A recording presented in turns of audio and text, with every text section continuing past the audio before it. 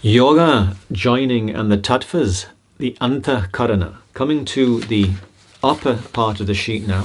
So we've looked now at 20 Tattvas, 5 Panchamahabhuta, 5 great elements, 5 Tanmatra, 5 realms of sense experience associated with the great elements, 5 action powers, karmindriyaha, and 5 sense powers, jnanendriyaha.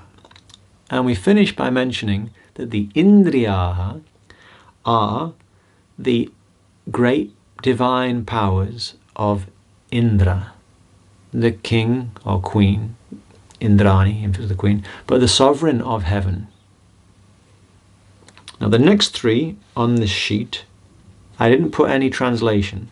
We've got buddhi, ahankara, and manas. Together in Sanskrit, these are known as the antah karana.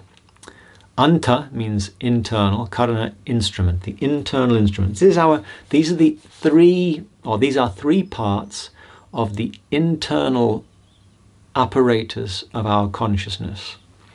Manas. If you pick up some published yoga books, they might put mind here as a translation, but I think the word mind is very dodgy because it means different things to different people. It's not precise. Manas in the Sanskrit, this means that part of our internal awareness that links the input from the indriyaha to our internal awareness. So it's the processing part of our awareness. Ahankara, aham means I. Kara means maker, it's the I maker. Again, you may see this translated as ego, but it's not an exact equivalent of Jungian ego.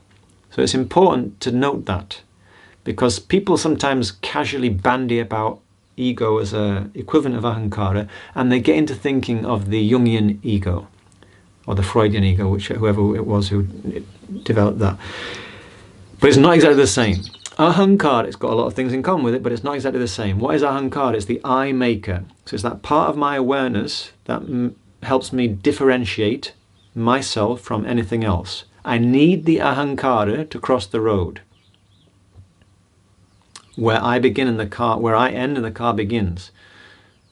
Yeah? Sometimes people say a terrible thing, they say, oh, the ego is your enemy, you have to destroy it. If you're talking about ahankara, ahankara can be a problem. If my self-image gets in the way of my healthfulness, it's a problem. But I cannot exist without some sense of I. Cannot cross the road. It's essential for life. So the idea in yoga is not to destroy the sense of I, it's to expand it and soften it, to broaden it to one that includes everything. So it's no longer I am this, I belong to this group, I'm part of this nationality, this family with this beliefs. No. I am. But ahankara, the I maker, isn't just about our idea of ourselves. Ahankara is that force of conscious intelligence, or this force of consciousness that manifests as, let's say, an intelligence that is sometimes beyond or subtle in our awareness that helps us cohere as an I, as an individual. So ahankara is the intelligent force that keeps earth, water, fire, air, and all cohering in the space of our bodily vehicle. It's an amazing power. Ahankara is also the thing, for example, let's say it's warming up. It did for a moment when the sun came out. I take off this layer, I place it down.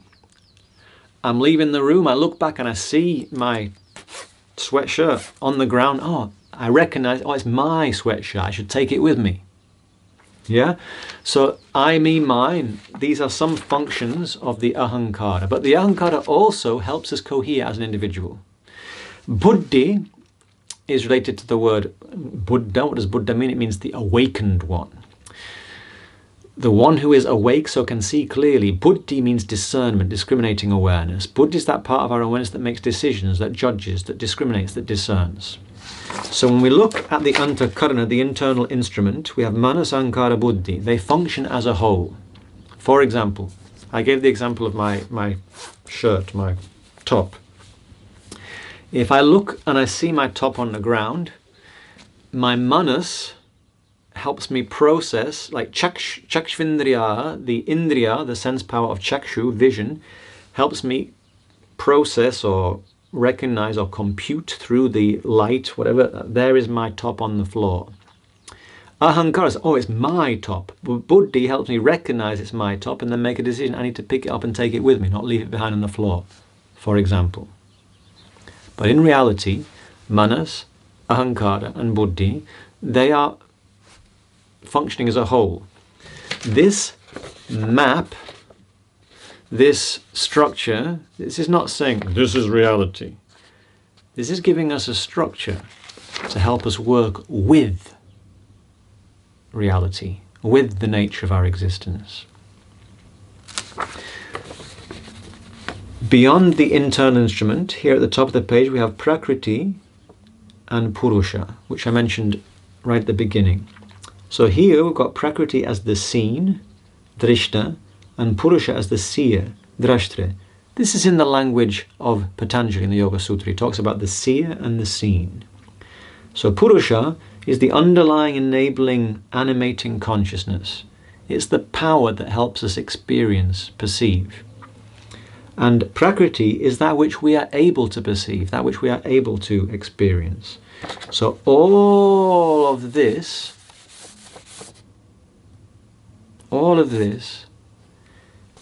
is the different parts of the field of our experience.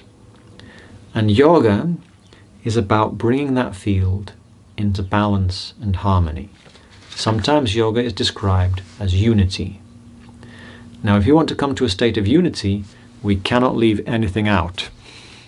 And so we have to include all the parts. And I find this Sāṅkhya model of reality a great way to help me pay attention to parts that otherwise I might neglect. For example, the sense power of taste. Have you ever eaten and not really tasted?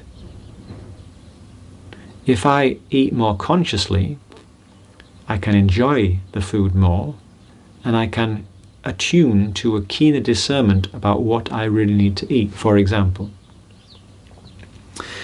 Similarly,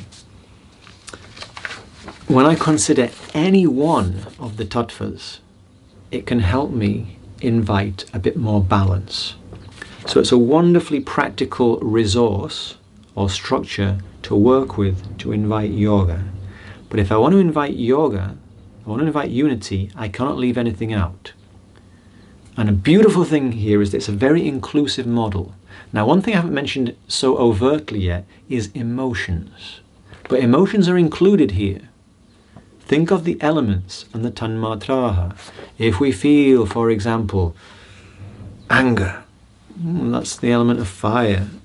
Yeah? If I feel, for example, weighed down, element of earth. Yeah? If I feel very scattered, air out of balance. So the idea is all of our emotional life is here too. Our physical life, our sensory life, our intellectual life. All of it is included in this model. And so I find the Sāṅkhya model of reality very helpful resource to practice yoga.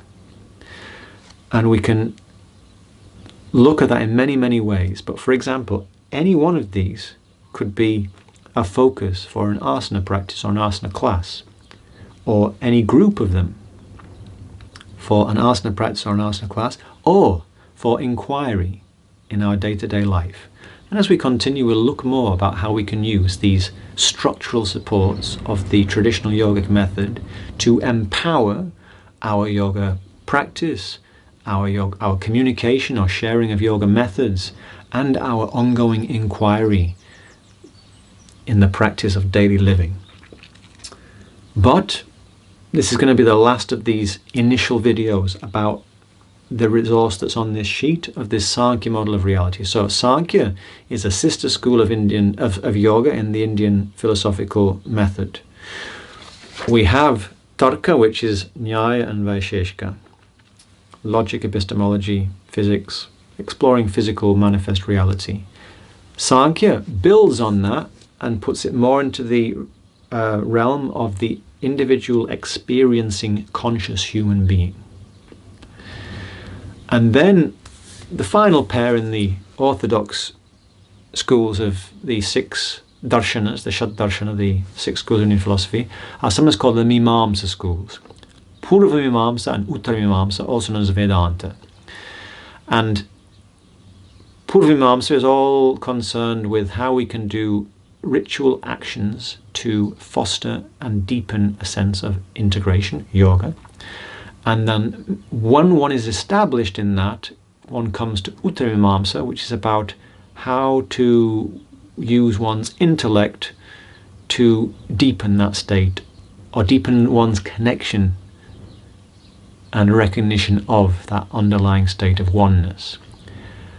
But until we are relishing the state of oneness, we practice yoga, and we use this basic Sāṅkhya model to help us practice yoga. So perhaps when we have our live meetings, we can talk more about these 6 darshanas. We will look at them again when we talk about different aspects of Indian philosophy. But what I wanted to emphasize here is just how practical this Sāṅkhya model of reality is, how essential it really can be to help inform and empower ongoing yogic inquiry. So hopefully that's given us a little bit of a reference for this underlying foundation of Indian philosophy. Yoga assumes that we're familiar with this. It also assumes we're familiar with a few other things, which is coming up in the next video. Thank you.